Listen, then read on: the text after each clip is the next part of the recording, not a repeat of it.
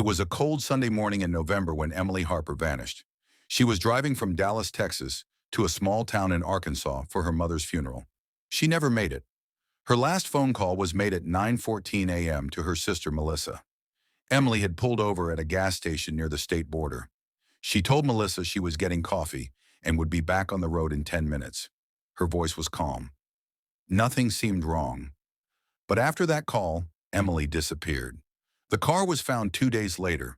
It had been abandoned at a rest stop off Interstate 30, just across the Arkansas line. The driver's door was open. Her purse, phone, and suitcase were missing. There were no signs of struggle. The surveillance footage showed Emily walking into the rest area's restroom and never coming out. Local police suspected she ran away. Some thought she was kidnapped. Others said she might have ended her own life out of grief. But nothing made sense. Emily had a 7-year-old daughter, a steady job at a dentist's office, and a fiancé waiting at home. Why would she leave all of that behind?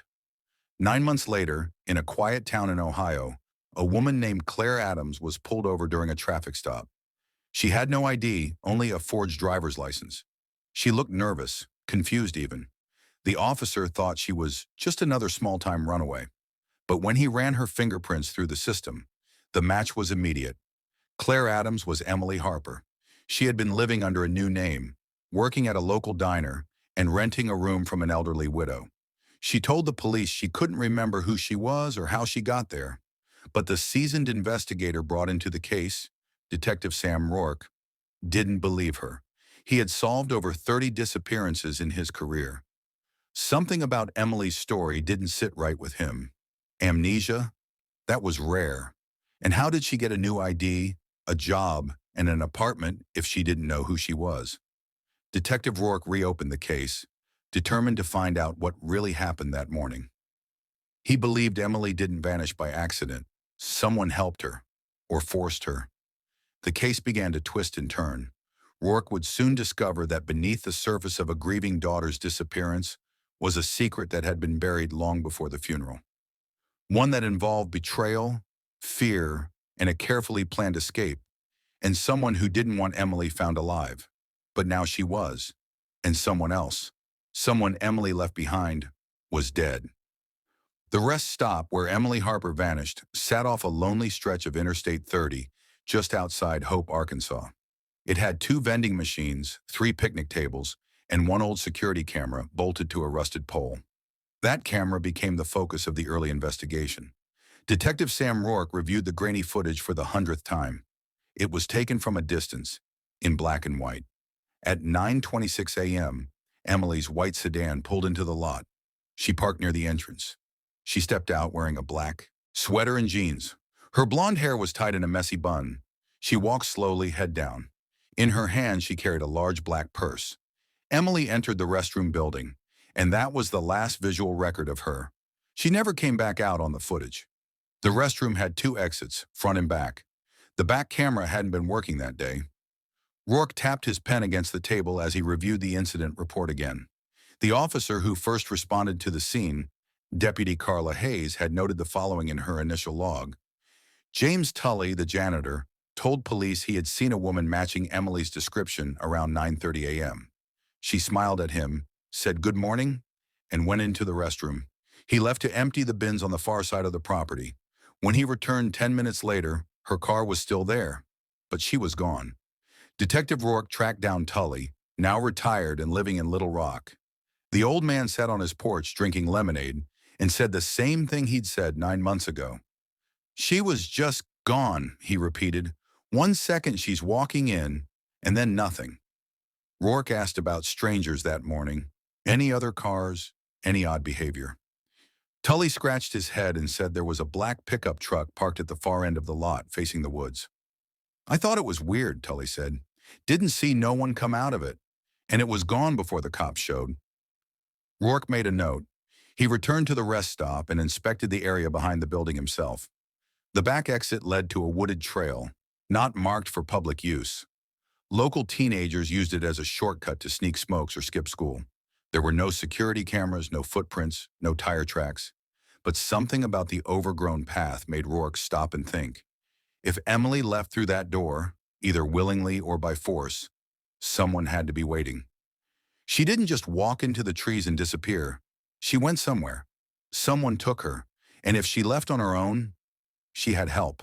That meant pre-planning, a false identity, money, transport, motivation. But the biggest question of all, why leave during her mother's funeral? And why pretend to forget everything? The official records called it a missing person case, but Detective Rourke was starting to see something darker beneath the surface, something Emily had tried to bury. But secrets don't stay buried forever. When the Ohio State Patrol pulled over the beige sedan for a busted taillight in the small town of Asheville, no one expected anything unusual. The driver, a quiet, tired-looking woman in her early 30s, gave her name as Claire Adams. Her license looked official, but something felt off to Officer Jacobs. Her hands trembled when he asked for her registration. Her answers came too slow. When he asked where she was headed, she paused for just a beat too long and said, "Just home." Officer Jacobs ran the ID. The license number didn't exist. Neither did the social security number listed on her application. He brought her in for questioning. Fingerprinting told the real story. Claire Adams was Emily Harper, the woman who had vanished on the way to her mother's funeral 9 months earlier. Detective Sam Rourke arrived in Asheville 2 days later. He found Emily sitting in a small-town holding cell, wrapped in a gray blanket, her hair cut short and dyed dark brown. She looked nothing like the happy woman in the photos from Dallas. Her eyes were hollow, but she didn't cry. She didn't even flinch when he said her name. "I'm not her," she whispered. "I don't know who that is." Rourke leaned forward, folding his arms on the steel table between them. "That's a lie, but you've had 9 months to rehearse it, so I'll give you credit." She shook her head, clutching the blanket tighter. "I woke up in a motel in Kentucky with no memory. A man was gone. I had no phone, no money. I found work. I made a new name." "What man?" Rourke asked. She stared at the floor. "I don't know." Rourke didn't buy it. He pulled out photos, her fiancé Mark, her daughter Chloe, her sister Melissa. He placed them on the table. "You're not a stranger. You're a mother. You had a life, a family. You vanished on the way to your mother's funeral. You left a child behind." Emily, Claire, closed her eyes and pushed the photos away. "I didn't mean to disappear." "So you remember now?" Silence. He took out the last photo, her mother's obituary. "Why run now, Emily? What were you running from that day?" That was when something shifted. Her jaw tightened. Her eyes filled, but she held back the tears. "I didn't run," she said. "I was supposed to meet someone. They told me the truth about my mother. I didn't expect what came next." Rourke leaned in. "What truth?" She didn't answer, but Rourke saw something flicker across her face, a mix of fear and shame. Later that evening, Rourke visited the diner where Claire, Emily, had been working. He spoke to her manager, a stern woman named Dottie. She was quiet, always polite, Dottie said. Didn't talk much about her past, but about 2 months ago she started getting jumpy. Said a man was watching her. Rourke asked for security footage. There it was, a man in a black hoodie sitting at the counter 3 different times over 2 weeks. He never ordered, just sat, stared, left. Rourke froze the image and enhanced it. The man looked familiar. He'd seen that face once, in a photo at the Harper family home. A cousin, estranged for years, last seen at Emily's mother's wake. His name was Peter Calloway, a quiet man, a loner, with a long record of petty theft and strange behavior. Rourke circled the photo. Something told him Peter knew more about the funeral day than anyone else had said. And if Emily wasn't lying, if she had been planning to meet him on the way to her mother's burial, this case was bigger than a runaway. It was a cover-up, a secret, maybe even a setup, and someone had already ended up dead. Detective Sam Rourke had seen hundreds of faces like Peter Calloway's, quiet, brooding, and always standing just far enough from the fire to avoid getting burned. But this time, Peter might have stepped too close. Rourke drove back to Dallas, Texas, and started digging. Peter Calloway was Emily Harper's cousin on her mother's side. He'd been estranged from the family for over 10 years. Word around town was that Peter had gotten into some kind of trouble in his early 20s. Drugs, theft, maybe worse. But he'd managed to stay just out of jail. He had no steady job, moved between towns, and rarely stayed in one place for more than a few months. But he had shown up to his aunt's funeral. Melissa, Emily's sister, remembered it well. It was weird, she told Rourke. He just showed up at the church during the service, sat in the back, and left before the burial. We hadn't seen him in years. Mom never spoke about him. Rourke asked the next logical question. Why would Emily agree to meet him the morning of the funeral? Melissa shook her head. They were never close. Unless she found out something I didn't. Rourke followed Peter's last known address, a trailer park in Shreveport, Louisiana. The manager said he'd moved out 6 months ago, left no forwarding address. But a neighbor, an old man named Gus, remembered him clearly. He had this big black pickup, Gus said. Loud engine. Real beat-up thing. Saw him loaded up real fast one night, middle of the week. Then he was gone. Thought he was running from something. That was the same kind of truck seen at the rest stop. Rourke reached out to the DMV and ran the plate from the rest stop footage through enhancement tools. After 2 days, it came back, registered to a Peter Calloway, last updated 4 years ago. The next breakthrough came when Rourke requested Peter's phone records. Buried in the call log just 2 days before Emily vanished was a 9-minute call to her cell. It wasn't enough to confirm a meeting, but it was proof of contact. Rourke leaned on his tech guys to track any known aliases, burner phones, or credit activity tied to Peter. That's when something surprising turned up. 3 months after Emily disappeared, Peter had checked into a motel under a false name, Bobby Cross, in Cincinnati, Ohio. Just 2 towns over from where Emily had reappeared.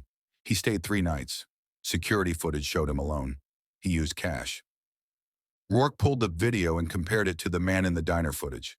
Same man, same walk, same jacket. That proved Peter had followed her. Maybe he'd been the one to help her vanish, or maybe he was hunting her down.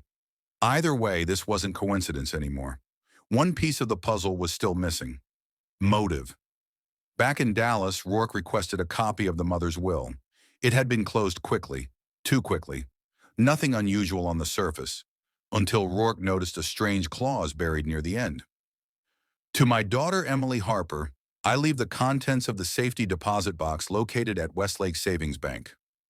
Rourke contacted the bank.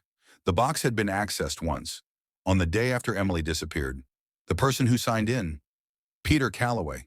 Security footage confirmed it. Peter had used Emily's key and ID to open the box. That meant he had her belongings, or at least had access to them after she vanished. The box was now empty. Whatever had been inside it was gone. Rourke sat back, breathing slow. This wasn't about a missing woman anymore. This was about what she knew, and why someone would go so far to silence her and take what belonged to her. One person had vanished. Now another was dead. Rourke needed answers. Fast. Detective Sam Rourke stood in the cold, silent vault of Westlake Savings Bank in Dallas, staring at the now empty safety deposit box that once belonged to Margaret Harper, Emily's late mother. The silver door hung open like a mouth that had already spoken its secrets and gone mute. The bank manager, Mr. Lowell, wrung his hands nervously. We don't usually talk about client activity, Detective, but this is all very unusual. Unusual didn't begin to cover it. According to the records, the deposit box had been accessed on the morning of November 6th, the day after Emily Harper was officially reported missing. The person who accessed it signed in as Emily Harper and presented a valid ID and key, but that person, as the bank's security footage revealed, was Peter Calloway. Rourke asked, "Did Peter speak to anyone here? Mention why he was accessing the box?" Lowell shook his head. He didn't say much. He looked anxious.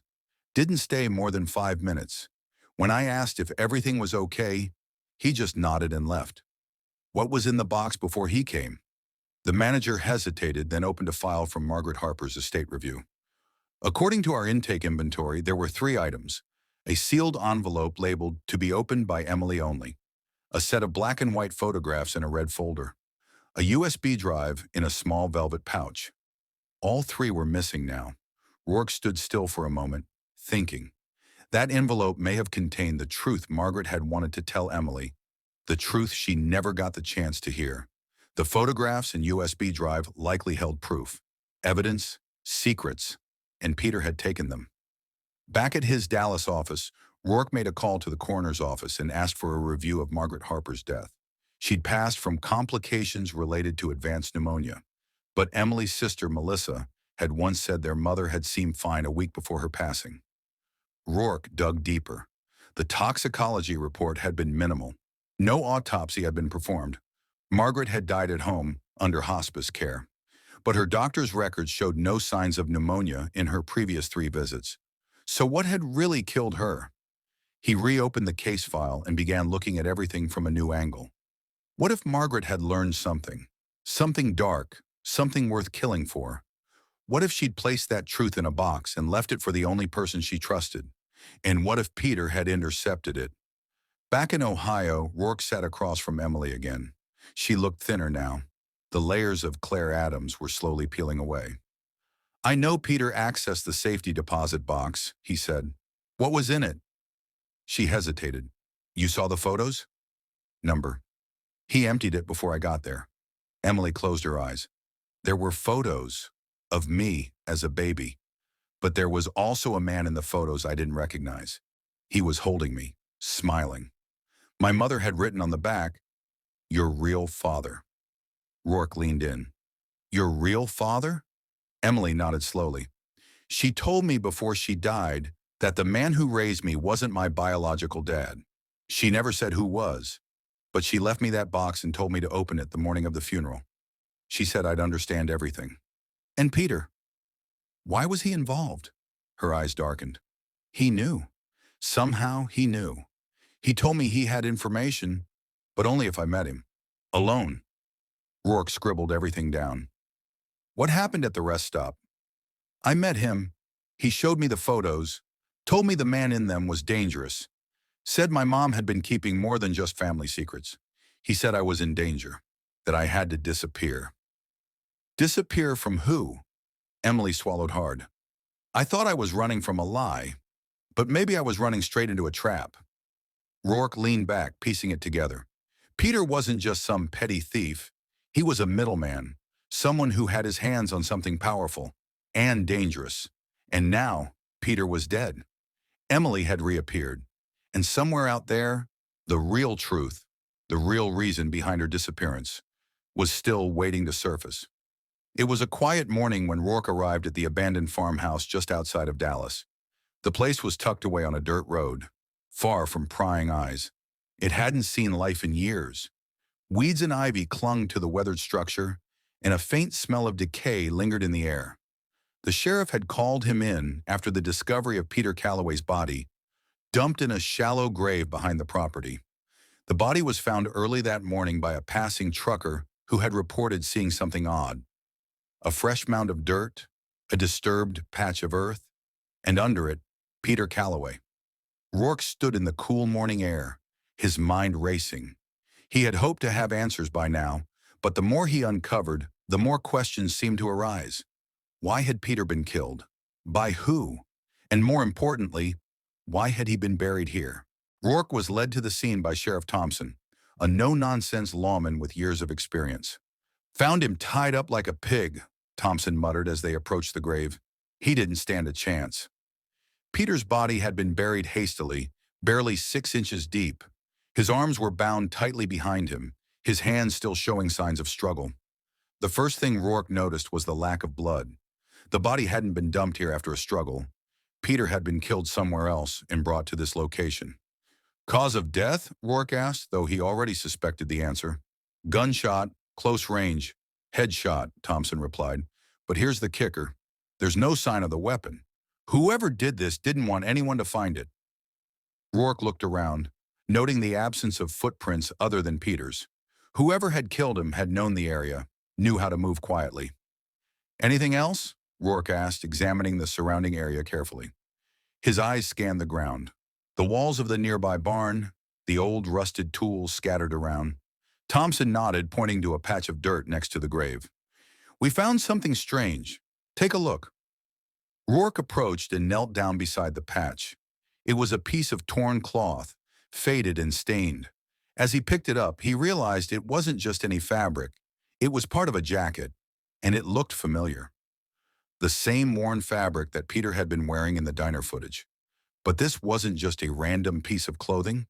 The jacket had been shredded, the cloth torn in a way that suggested it had been caught in something, maybe even pulled off by someone in a violent struggle. Rourke felt a chill run through him. Whoever had killed Peter had probably gone after him here, and it hadn't been a clean, quick death. This doesn't add up, Rourke murmured to himself. Peter wasn't just killed in some random act of violence. This had purpose. Someone had wanted Peter to suffer. Sheriff Thompson walked up beside him. "You think this ties into the case? Emily, the missing money?" Rourke paused, his eyes lingering on the torn fabric. "I think we've only scratched the surface, Sheriff. Peter didn't just take something from that safety deposit box.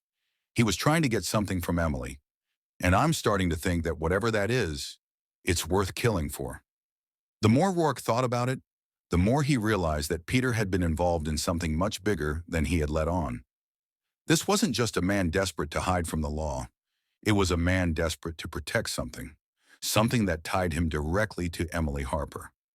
As the forensic team began their work, Rourke walked away from the grave, his thoughts swirling. The more evidence he uncovered, the clearer it became that someone had planned this whole thing. Peter's death wasn't a crime of passion. It was part of something calculated. A voice inside Rourke's mind whispered, "This isn't over yet, not by a long shot." Detective Sam Rourke sat across from Emily Harper, no, Claire Adams, in a quiet interview room back in Dallas. The hum of the overhead light buzzed softly as the silence between them deepened. She looked tired, not just physically, but in her soul. Rourke laid down a folder on the table. "We recovered Peter Calloway's phone. It was wiped clean, but our tech team found fragments of deleted messages, images, and a voice recording." Emily didn't speak. Rourke pressed play. Peter's voice crackled through the speaker, urgent, anxious. "Emily, listen to me. If you get this, don't trust him. The man in the photos, he's not just your father, he's dangerous. Your mom knew. That's why she wrote that letter. That's why she tried to warn you. I shouldn't have gotten involved, but he paid me to keep you quiet. When I found out what he did to her, I couldn't stay quiet anymore. I'm going to the police. I hope you find this before he finds me." Rourke leaned forward, voice low. "Who's the man in the photos, Emily?" Tears welled in her eyes. "Arthur Trent." Rourke blinked. "Arthur Trent? The attorney who handled your mother's estate?" She nodded. "He's my biological father," she whispered. "Margaret told me everything 2 days before her death. She said she had a relationship with Arthur before she married my dad. She said he didn't know I existed. But she was wrong. He knew. He always knew." Rourke sat back, letting it settle. Arthur Trent, one of the most respected lawyers in Dallas. Connected. Untouchable. The man had power, influence, and now, motive. Emily continued, voice shaking. "Peter wasn't lying. He told me Arthur killed my mother. Said she was going to tell me the truth and expose something bigger. Something about money laundering, fake identities, buried legal records. Peter found out and tried to blackmail Arthur. That's why he was killed." Rourke nodded. "And that's why you disappeared." Emily looked down. "Peter convinced me it was the only way to stay alive. He gave me a fake identity, money, and told me to start over. But he was planning to use the truth to protect himself. When Arthur found out Peter accessed the safety deposit box, he had him followed. And killed." It all clicked now. Arthur Trent wasn't just protecting a secret, he was cleaning house. Rourke stood, heart pounding. "Emily, I'm placing you under protective custody. We're going to arrest Arthur Trent. But I need your testimony. I need that letter your mom wrote. Do you still have it?" She nodded. "I never let it go."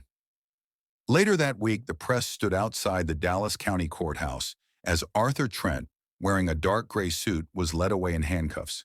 Charges: murder, conspiracy, obstruction of justice, and fraud. The evidence, though scattered and hidden, had finally been pieced together. Margaret's hidden letter, forensic links to the murder scene, and Emily's testimony.